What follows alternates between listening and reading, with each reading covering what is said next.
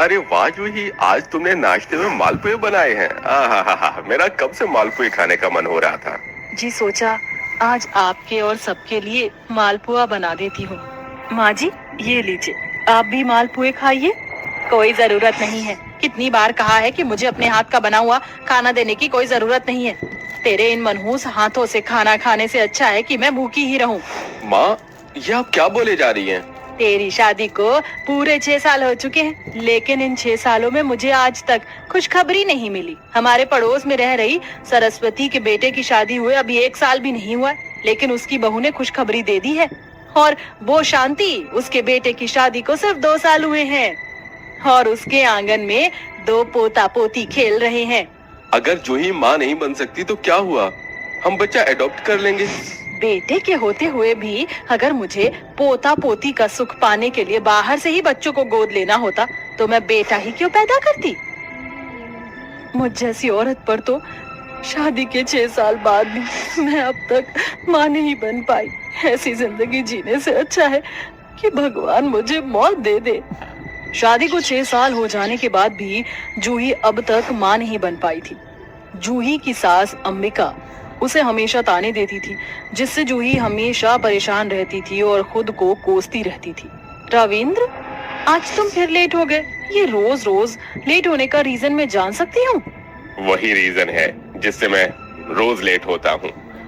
भाभी और भैया की शादी को 6 साल हो गए हैं, लेकिन भाभी अभी तक माँ नहीं बन पाई हैं, जिसके चलते माँ हमेशा भाभी को ताने देती है। माँ के रोज रोज के ताने से बेचारी भाभी बहुत परेशान रहती है। मैं तो थक गया हूँ अपने घर में रोज रोज इन कलेश से। भगवान करे तुम्हारी भाभी की गोद जल्द से जल्द भर जाए। मेरे घर में हो रहे रोज रोज कलेश की वजह से मुझे नहीं लगता कि माँ हमारी शादी के लिए मानेंगी, इसलिए हम लोग उन्हें बिना बताए शादी कर लेते हैं। शादी हो जाने के बाद उन्हें हमारी शादी को मंजूर करना ही होगा। ऐसे बिना बताए शादी करना क्या ठीक रहेगा? अगर तुम्हारे पास इसके अलावा कोई और रास्ता है तो बता दो। महिमा के पास भी कोई दूसरा रास्ता नहीं होता, जिसके चलते महिमा शादी के लिए हाँ कर देती है। जिसके बाद महिमा रविंद्र एक मंदिर में जाकर शादी कर 7 जन्मों के लिए एक दूसरे के हो जाते हैं। शादी के बाद रविंद्र महिमा को अपने घर ले आता है, जहाँ रविंद्र, ये क्या किया तूने? तू इस गरीब को हमारे घर की बहू बना कर ले आया। एक बहू बांझ, दूसरी गरीब। सोचा था कि तेरी शादी मैं किसी ऐसी लड़की से करवाऊंगी जो जल्द से जल्द माँ बन सके और मुझे पोता पोती का सुख दे सके, लेकिन तूने भी मेरे सारे सपने तोड़ दिए। माँ, मैं महिमा से बहुत प्यार करता हूँ।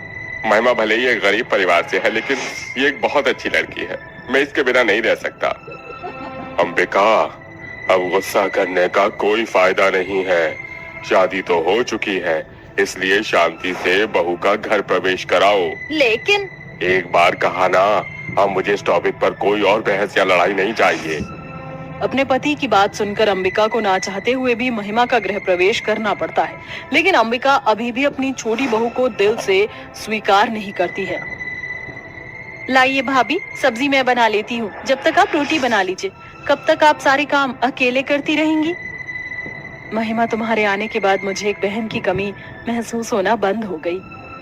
अरे देखो तो जरा, आज पनीर बनाया जा रहा है। वैसे महिमा, तुमने तो इतना अमीरों वाला खाना खाया नहीं होगा। तुम्हारे घर में तो रोज वही दाल चावल बनता होगा ना? नहीं माँ जी, ऐसा नहीं है। हम भी तीज त्योहार पर ऐसी ही चीजें खाते हैं। लेकिन हमारे घर में तो हर 2 दिन में ऐसी चीज बनती रहती है। वैसे मैं ये कहने आई थी कि मेरे लिए खाना मत बनाना। वो मेरी सहेली है ना, उसकी बहू की गोद भराई की रस्म है, तो मैं वहीं जा रही हूँ। सोचा था कि तुम दोनों को साथ ले जाऊं, लेकिन ख्याल आया एक बहू तो मेरी बांझ है, क्या पता उसके मनहूस कदम से उसके घर में पनौती आ जाए, और दूसरी की तो हैसियत ही नहीं है जाने की। अंबिका की बातें सुन महिमा और जूही की आंखों में आंसू आ जाते हैं। अंबिका के जाते ही जूही फूट फूट कर रोने लगती है। रोना बंद करिए, आप तो जानती है ना कि माँ जी कैसी हैं। महिमा, मैं इन रोज रोज के तानों से न थक चुकी हूँ। मैंने कई डॉक्टर्स को दिखाया, लेकिन हर जगह से मेरे हाथ सिर्फ निराशा ही लगी है। जहाँ सारे दरवाजे बंद हो जाते हैं, वहाँ भगवान हमारे लिए एक ऐसा दरवाजा खोलता है जहाँ हमारी परेशानियों का हल आसानी से निकल आता है। मेरी माँ ने मुझे बताया था कि उनके गांव में हर साल सभी औरतें छठी मैया का व्रत रखती हैं। यह छठी मैया का व्रत जो भी औरतें रखती हैं उन्हें संतान प्राप्ति का सुख जरूर प्राप्त होता है। मुझे भरोसा है अगर आप यह छठी मैया का व्रत रखेंगी तो साल भर में आपकी गोद जरूर भर जाएगी। ये सब सच है तो मैं छठी मैया का व्रत जरूर रखूंगी। जूही महिमा इस बारे में अपनी सास को बताती हैं, जिसे सुनकर बड़े बड़े डॉक्टर और स्पेशलिस्ट को दिखाने के बाद भी आज तक माँ नहीं बनी, तो क्या ये व्रत रखने से माँ बन जाएगी? कैसी बकवास बातें कर रही हो तुम दोनों। आज के जमाने में भी क्या कोई ऐसी बातों पर विश्वास करता है? कोई विश्वास करे ना करे, लेकिन हम जरूर विश्वास करते हैं। महिमा जूही छठ पूजा का व्रत रखने की पक्की ठान लेती हैं, जिसके बाद अब दोनों देवरानी और जेठानी मिलकर छठ पूजा का व्रत रखने की तैयारी करती हैं। पूजा के लिए सारा सामान ले लिया, एक बार फिर से लिस्ट चेक कर लेती हूँ। नारियल, गन्ना, सुठानी, सुपारी, धाप, नींबू, केला, सिंघाड़े, फल, टोकरी, अदरक का पौधा, हरे पत्ते, सिंदूर, सुपारी। चलो सारा सामान तो हो गया। कल सबसे पहले हम नदी के अंदर जाकर स्नान करेंगे। अगले दिन होते ही देवरानी और जेठानी दोनों मिलकर अपने घर के पास में बनी नदी के पास जाती हैं और जाकर स्नान करती हैं। महिमा देखो, मैंने पूजा का सारा प्रसाद बना दिया है। अब हम इस प्रसाद को खाएंगे। इस प्रसाद को खाने के बाद 36 घंटे तक हमारा निर्जला व्रत रहेगा। इस सोनी गोद को भरने के लिए मैं निर्जला व्रत तो क्या, इससे कठिन से कठिन व्रत भी रखने को तैयार हूँ। आप देखना, इतने सच्चे मन से छठ पूजा का व्रत रखने का फल आपको जरूर मिलेगा और जल्दी आपकी सोनी गोद भर जाएगी। दोनों देवरानी जेठानी मिलकर छठ पूजा का व्रत रखती हैं और छठी मैया से संतान प्राप्ति की प्रार्थना करती हैं। हे छठी मैया, मैंने सच्चे मन से आपका व्रत रखा है। मेरे इस व्रत को स्वीकारो और मेरी सोनी गोद को भर दो। मेरी आपसे यही प्रार्थना है कि मेरी जेठानी को इस सूने आंचल में बच्चों की किलकारी गुंजवा दो, जिससे उनकी जिंदगी में खुशियों की बहार आ जाए। ऐसे ही दोनों देवरानी जेठानी का छठ पूजा का ये व्रत पूरी विधि विधान से संपूर्ण होता है। छठ पूजा को खत्म हुए 1 महीना हो चुका है, लेकिन अभी तक तुम दोनों में से किसी ने भी मुझे खुशखबरी नहीं दी। मैं कह रही थी ना कि सारी चीज बकवास है, इनका कोई अस्तित्व नहीं है। अंबिका ये कही रही होती है कि तभी महिमा और जूही को अचानक उल्टी आना शुरू हो जाती है, जिसे देख महिमा और जूही का पति जल्दी से डॉक्टर को बुलाते हैं। डॉक्टर साहब, क्या हुआ इन दोनों को? अचानक इन्हें उल्टियां आना कैसे शुरू हो गई? ये तो अब लगा ही रहेगा। आपके परिवार के लिए एक नहीं 2 खुशखबरी है। आप दोनों की पत्नियां गर्भवती हैं। क्या कहा आपने डॉक्टर साहब? मेरी दोनों बहुएं गर्भवती हैं? जी हाँ। ये खबर सुनकर ऐसा लग रहा है कि दुनिया की सारी खुशियाँ मेरे घर आ गई हो। आखिर मेरा दादी बनने का बरसों का सपना पूरा होने जा रहा है। ये सब सिर्फ महिमा के कारण ही हो पाया है। अगर महिमा मुझे छठ पूजा के व्रत के बारे में नहीं बताती तो छठी मैया की मुझ पर कभी कृपा नहीं होती। महिमा बहू, मुझे माफ कर दे बहू। तेरे ही चलते मेरे घर में सारे जहाँ की खुशियाँ आ पाई हैं। मैंने तेरे साथ जो भी बर्ताव किया उसके लिए मैं बहुत शर्मिंदा हूँ। जूही बहू, तू भी मुझे माफ कर दे। तेरे साथ तो मैंने बहुत अन्याय किया, लेकिन आज मैं अपनी गलती पर शर्मिंदा हूँ। छठी मैया की कृपा से मेरी दोनों बहुओं की गोद भर गई। जय हो छठी मैया की। ऐसे ही दिन गुजरते हैं और महिमा और जूही को 2 प्यारे प्यारे बेटे होते हैं, जिसके बाद अब हर साल अंबिका अपनी दोनों बहू के साथ छठी मैया का व्रत रखती है। काली और गोरी बहन का भाई दूज का गिफ्ट। ओ काजल की बच्ची, मेरा इंग्लिश का असाइनमेंट बन गया है तो हिस्ट्री का असाइनमेंट भी बना दे। मेरी उंगलियां दुख चुकी हैं एक पेज लिख कर ही। यार, तूने इंग्लिश का असाइनमेंट बोला था, मुझे अपना असाइनमेंट भी तो बनाना है। तो खुद बना ले अपना हिस्ट्री का। ओ काली कलूटी, जितना बोल रही हूँ ना उतना कर ले। तेरे एग्जाम में 0 भी आएंगे तो चलेगा। वैसे भी तू काली है, लेकिन अगर मेरे मार्क्स गिर गए तो सब लोग मुझे न जाने क्या क्या बोलेंगे। इसलिए पहले मेरा असाइनमेंट बनाओ। अरे श्वेता, क्या कर रही है तू? मैं और गौतम तेरा इंतजार कर रहे हैं। चल, हमें क्लब के लिए लेट हो रहा है। आकाश भैया, आप तीनों जने क्लब जा रहे हैं, मुझे भी चलना है। मैं आपके साथ कभी घूमने नहीं जाती हूँ, मुझे भी ले चलिए। तुझे हम साथ में ले जाएंगे तो हमारी बेइज्जती हो जाएगी। लोग क्या बोलेंगे कि मेरी काली बहन भी है। हाँ, हमें अपनी खिल्ली नहीं उड़वानी है तेरे जैसी बदसूरत काली लड़की की वजह से। और हाँ, असाइनमेंट मिले है ना, वो कर ले। अगर ज्यादा फ्री है तो मेरा असाइनमेंट भी कर देना। चलो चलो अब सब। ये कहकर तीनों भाई बहन काजल का दिल दुखाकर बाहर क्लब में मस्ती करने के लिए चले जाते हैं। वहीं काजल रोते रोते असाइनमेंट बनाती है। क्यों भगवान जी, क्यों आप मेरे साथ ऐसा क्यों करते हैं? क्यों आपने मुझे काला बनाया? मेरे कालेपन की वजह से मेरे अपने भाई बहन मेरे साथ कितना बुरा व्यवहार करते, और छोटी माँ से तो मैं कुछ कह ही नहीं सकती, वो मुझे बिल्कुल पसंद नहीं करती। काश माँ आप मुझे अपने साथ ही ले जाती। ओ महारानी, यहाँ क्या कर रही है? शाम का खाना कोई और बनाएगा? तेरे पापा आने वाले हैं, खाना बना पहले, और खाना अच्छा नहीं बनाया तो तेरे झुंड पकड़कर घुमा दूंगी तुझे पूरे घर में। नहीं नहीं माँ, मैं आती हूँ। काजल अपनी सौतेली माँ की बात सुनकर रसोई में खाना बनाने के लिए चली जाती है। दरअसल काजल के पिता अमरीश ने कविता से शादी की थी। उसकी एक हंसती खेलती फैमिली थी। आकाश और गौतम के होने के बाद कविता ने काली बेटी को जन्म दिया। दोनों भाई अपनी काली बहन को खास पसंद नहीं करते थे। फिर एक एक्सीडेंट के दौरान कविता उन सबको हमेशा के लिए छोड़कर चली जाती है। ऐसे में अमरीश मीनाक्षी से दूसरी शादी कर लेता है और शादी के 1 साल बाद ही श्वेता होती है। अरे देखो तो अमरीश, तुम्हारी बेटी कितनी रसगुल्ले जैसी गोरी पैदा हुई है, और एक वो तुम्हारी काली बेटी है, इसका तो साया भी ना पड़ने दूं मैं अपनी बेटी पर। अरे भाग्यवान, तुम ऐसा क्यों सोचती हो? माँ हमें अपनी छोटी बहन को गोद में दो ना, खिलाना है। मुझे भी भैया, मुझे भी चाहिए।